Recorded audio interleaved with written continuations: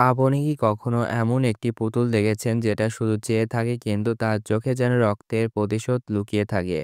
আজ আমরা আলোচনা করব ২০২৪ সালের psychological horror film the rule of Jenny Pen. এক রহস্যময় পুতুল, এক নিঃসঙ্গ থিয়েটারের পরিচালক এবং এক গভীর অভিশাপ। সিনেমাটির মুহূর্ত লুকিয়ে আছে ভয়, অপরাধবোধ এবং পরিত্রাণের যুদ্ধ। একজন প্রান্তিক থিয়েটার ডিরেক্টর, তার অতীত গৌরবময় হলেও এখন সে একা। তার স্ত্রী মারা গেছে, সন্তান নেই, বন্ধুরা মুখ ফিরিয়ে নিয়েছে।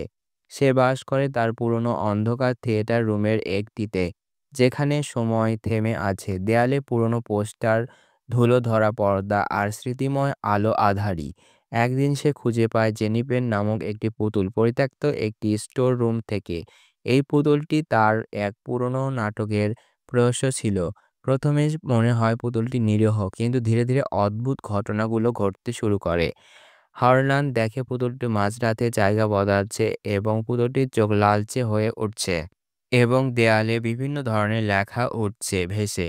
জেনিফেন ধীরে ধীরে কথা বলা শুরু করে, প্রথমে হারলানের কানে ফিসফিস করে, পরে একদম পরিষ্কারভাবে। পুতুলটি কি সত্যি কথা বলে নাকি হারলানের মানসিক অবস্থা ভেঙে পড়ছে? জেনিফেন একের একের নিয়ম তৈরি করে, অতীত স্বীকার করো, যা বলো তা করো, কাউকে জানাবে না। এখানে আমরা দেখতে পাই হারলানের অহংকার।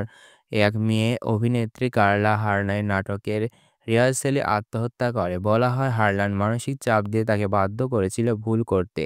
পরে সে ধারণাটি ধামাচাপা দেয়। এখন ক্লেরার চেহারা ভেসে ওঠে জেনিফেন এর পুতুলে, এক ধরনের রিভেঞ্জ স্পিরিট। হারলানের মনে হয়ে থাকে ক্লারা তার চারপাশে ঘোলে। জেনিফেন তার ভয়ে প্রতিশোধ নিচ্ছে। সে শুরু করে নাটকের নতুন স্ক্রিপ্ট লেখা, যার নাম দেয় দ্য লাস্ট কনফেশন। সেখানে চরিত্র তার নিজের রূপক। সে নিজের সাথে অভিনয় করে, দানবদের সাথে কথা বলে এবং পুতুলকে নির্দেশ মানে, কিন্তু বাস্তবতা অভিনয়ের সীমা মিলিয়ে যায়। হারলান তার নাটকের শেষ দিকে জেনিপেনকে দর্শকদের সামনে নিয়ে আসে একটি একক পারফরমেন্সের জন্য। সে মঞ্চে স্বীকার করে কারা আত্মহত্যার জন্য সে দায়ী। আর তখনই স্টেজের আলো নিভে যায়, আগুন জ্বলে ওঠে, জেনিপেন যেন রক্তের কান্না করে। সে দৃশ্য বিভ্রান্তিকর। দর্শক বুঝতে পারে যে এটা বাস্তব না, হারলানের পাগলামি। সে থিয়েটারে পুড়ে যায়। পুলিশ এসে দেখে হারলানের পোড়া দেহ, কিন্তু জেনিফের পুতুল পাওয়া যায় না।